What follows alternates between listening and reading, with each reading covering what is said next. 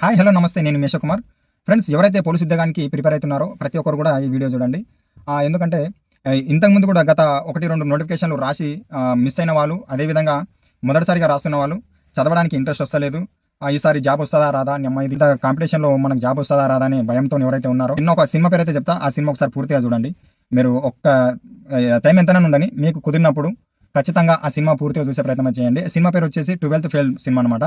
ఆ 12th fail movie ఒక్కసారి మీరు పూర్తిగా చూసారనుకో, పర్ఫెక్ట్ టైం సెట్ చేసుకొని నువ్వు ఖచ్చితంగా నీకు చదవాలనే కసి, చదవాలనే కోరిక ఖచ్చితంగా పెరుగుతుంది. ఆ సినిమా చూడడం వల్ల నువ్వు ఇంకొక గంట 2 గంటలు ఎక్కువ చదువుతావు ఖచ్చితంగా. ఓకే ఫ్రెండ్స్, ఒకసారి ఆ 12th ఫెయిల్ సినిమా అయితే పూర్తిగా చూడండి.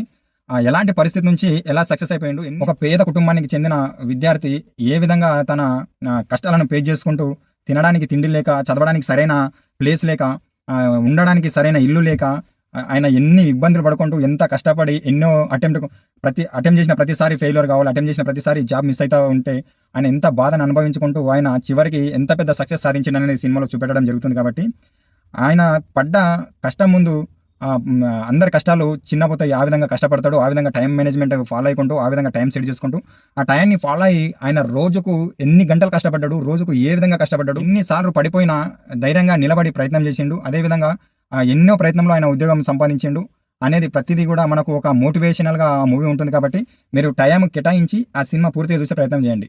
ఈ 12th ఫెయిల్ సినిమా చూడడం వల్ల మీకు చదవాలనే కోరిక, చదవాలనే కసి మీకు రెట్టింపు ఉత్సాహాన్ని కలిగిస్తుంది. కాబట్టి ఒక్కసారి టైం కేటాయించి ఈ సినిమా పూర్తిగా చూసే ప్రయత్నం చేయండి.